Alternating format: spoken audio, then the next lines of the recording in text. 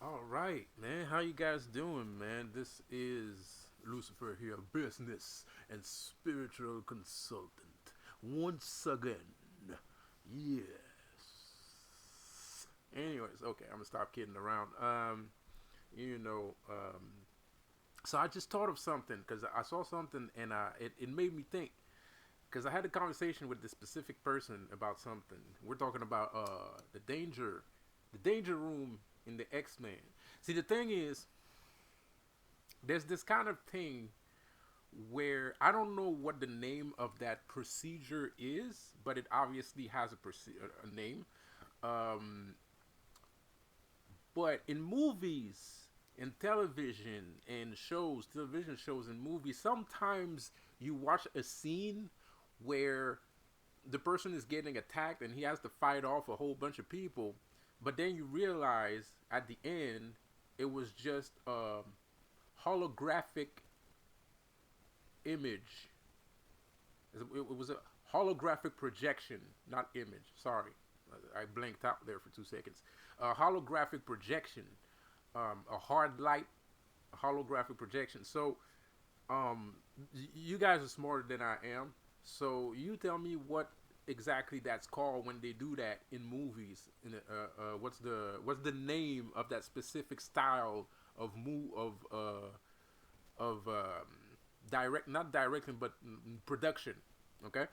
um so it's interesting that they do that often. It doesn't happen that often in movies, but especially in TV shows, you'll see that in TV shows like Rick and Morty, or uh any type of superhero ish kind of thing where they have to train, the Flash, things like that. Even shows from back in the days like Smallville or the Arrow, they always have a area of training that puts them in real life situations so they can practice, right?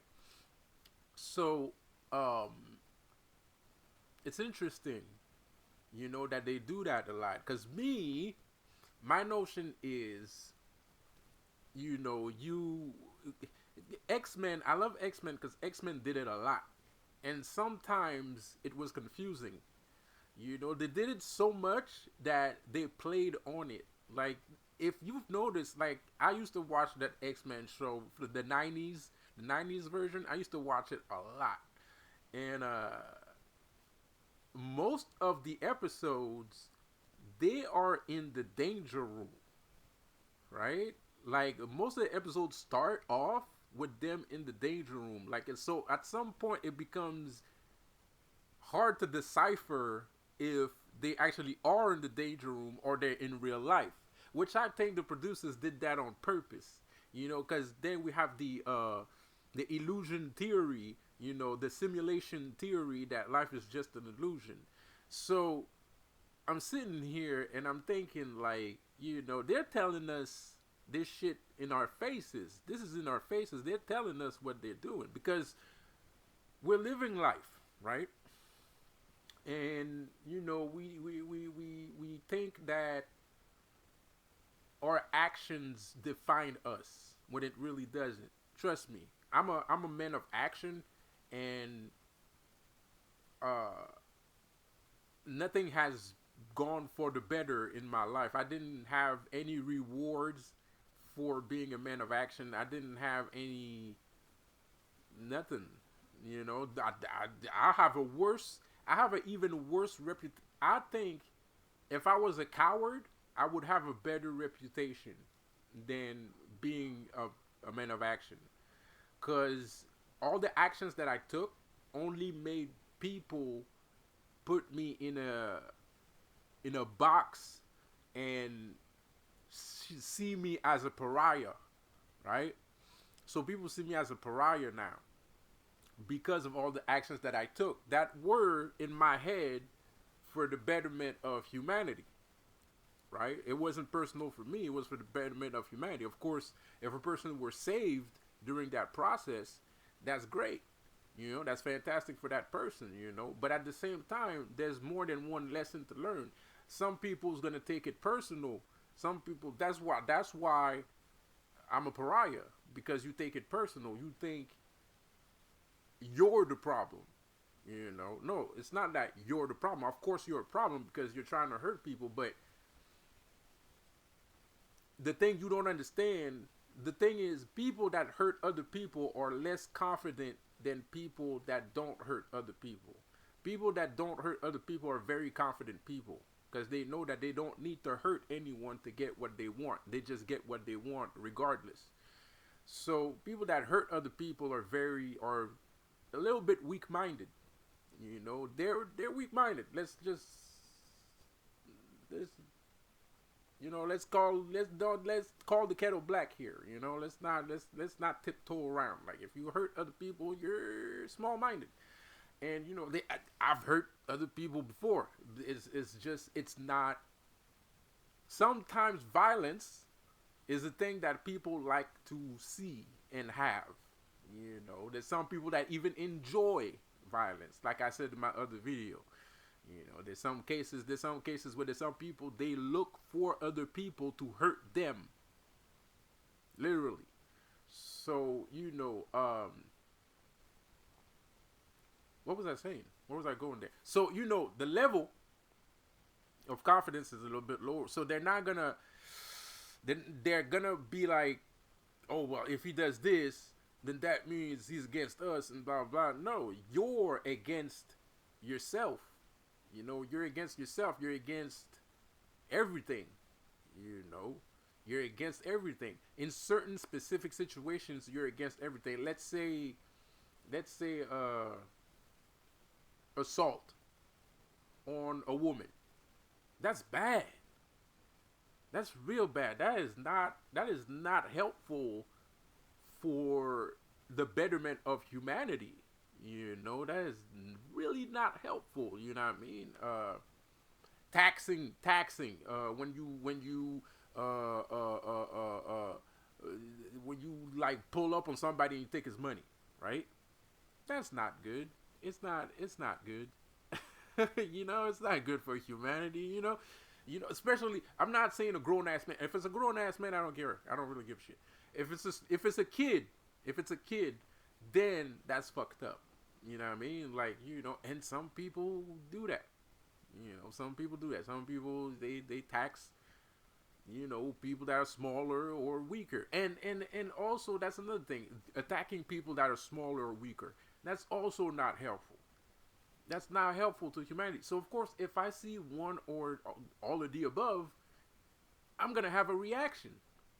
And people are not going to like me because I reacted. People want to act like they're good people, but at the end of the day, nobody wants a hero around. You want to know why? Because it's going to start trouble. You're going to put other people in trouble if you have a hero. If you're a hero, you're going to put other people in trouble. That's how people see it. So, like, even regular people don't like heroes. You're a pariah. You're a danger. You're a danger to society because most people would not act on any of those things, like all of the above. Some people would. If you are, then pat yourself on the back. You're a great person. But most people won't.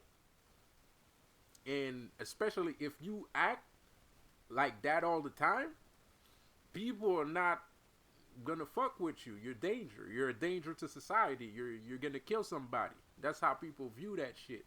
See, the other person hurting people, he's fine. Ain't nobody care about that dude. It's you that they care about. Because all those dudes are gonna come down on you, and then they're gonna come down on everybody else that's with you. So you're seen as a pariah. People keep you away, So anyways, the point that I'm trying to make here, with the X-Men thing is that it's easy. It's like I said, the person that doesn't need to hurt is confident. He manifests. He creates. The person that needs to hurt, he does not manifest. He does not create. So that person that needs to hurt, he's still living in a 3D, 2D box, a grotesque 3D box. Let's put it that way. Because I've said it before, and I'll say it again. There's nothing wrong being a highly evolved 3D, three-dimensional beings. There is such a thing. You know, just because somebody practices yoga, that doesn't mean he's 5D. But he might be highly evolved 3D. So there's nothing wrong with that. 5D is a bit, you're overpowered. You know what I mean? Like there's no, you're like you're in some you're in some shit that you probably shouldn't be in. Like in a sense. I'm trying not to say a word here, but you know what I mean. Damn, I look good. Shit. Anyways, but like I was trying to say, so you have two different mindsets here. You have lack mentality and you have abundant mentality. So the thing is, to me, it's kind of like your life until a certain point is the danger room. You're in the danger room for a certain amount of time. All that is to practice your mind. It's not really to practice your physical states, to practice your mind. And if you feel guilt about the past, that's anxiety, or trauma. It might be anxiety or trauma because there's no reason to. I'm sorry, man, but if you're fighting dudes, if you're 12 years old and you're fighting dudes that are 5'10", 6'1", bruh, that's not real. That's not real life. That don't make no damn sense. You know what I mean? It don't make no damn sense. That's not real life. Even though you're capable of doing it, but when you grow up, you're gonna realize that shit was nothing. I mean, it's an achievement in itself to be able to do that, and it took a lot of strength and determination and courage and bravery, but it's not real. That's not what life is about. That was the danger room. You're in the danger room. And to me, people come in and out of the danger room and they don't notice. Like sometimes people put themselves inside of the danger room to have a simulation. Because at the end of the day, you're the one that's responsible for the things that happen to you, right? So you did this, you did that, I did this to myself, I did that to myself, but it's not good to blame yourself because you gotta love yourself though. So you have to forgive yourself for putting yourself in a bad situation. Anyways, you get the point. You guys are not newbies. You get the idea. So the thing you gotta realize is real life starts when you walk outside of the danger room. And believe it or not, and like, it's not to diss street people, but street people are not that stupid. It's just that people like street people too much. Because street people are very aware that real life starts once they get out the trap. They're very aware that real life starts once they get out the house. Once they stop hanging around the people that they used to hang around with. They're very aware, but they're afraid. They don't want, it's scary.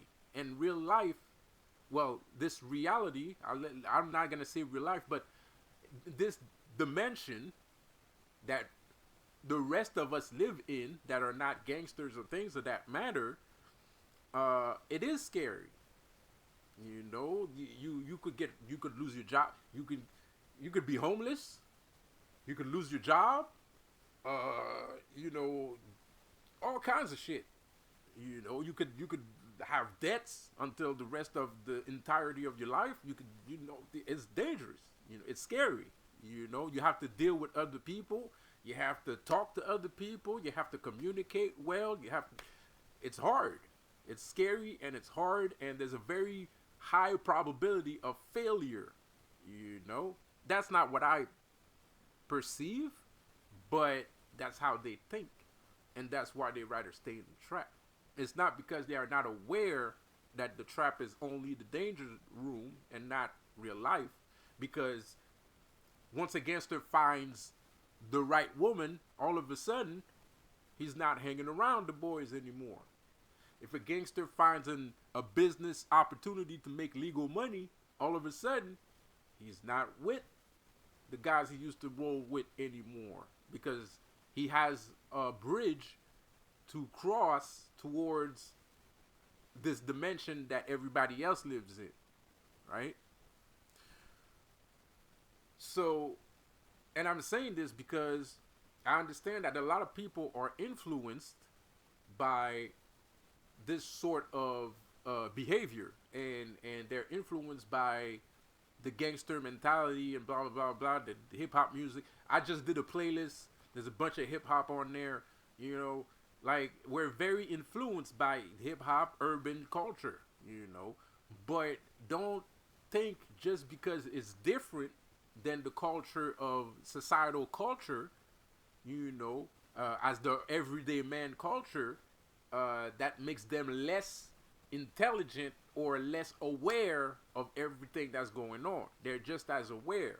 But some people will dumb themselves down. Some people will dumb themselves down. They'll reduce. They'll stoop to their level, you know, thinking that that's what they have to do, thinking that that's the only thing that these guys are gonna understand, which is not true. If the guy wants to be there, it's because he decided to be there, and that's where he wants to be. Period. So the danger room, we gotta get out of it.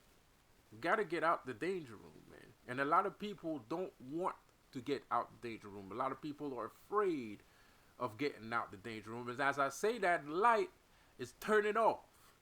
But it's okay because it's a cheap light that I bought at the dollar store. You know, like I had to, I'm about to throw it out the damn window. Yes, I am a little bit frustrated that it did that during the video. Anyways, you know, yeah, my bad, man. Oh, nice. Okay, it's dimming even more. Okay, so let's cut the video right here. It's 20 minutes anyways. I think you get the point. If you don't, we'll talk about it some more, because the danger room is an interesting concept, because it's actually another dimension. That's what the danger room is. It's a dimension of its own, and it's insane, you know, because that's where all the shit happens. That's where like when you get frustrated or you need to vent some rage, that's where you end up. Or that's where you end up when you have too much anxiety. You end up in the danger room. You think it's real life, but it's not. It's your anxiety that activated the danger room in your mind, and now you're inside the danger room, and now you got to fight your way out the fucking danger room because you got too much anxiety, and you manifest your anxiety gave you fear, and that fear manifested all the bad shit that you were afraid of in the first place. So danger room. I see you guys on the next one. Have a good one. Peace out. Don't forget to subscribe, leave a like, leave a comment, and I'll see you on the next one, man. Ciao.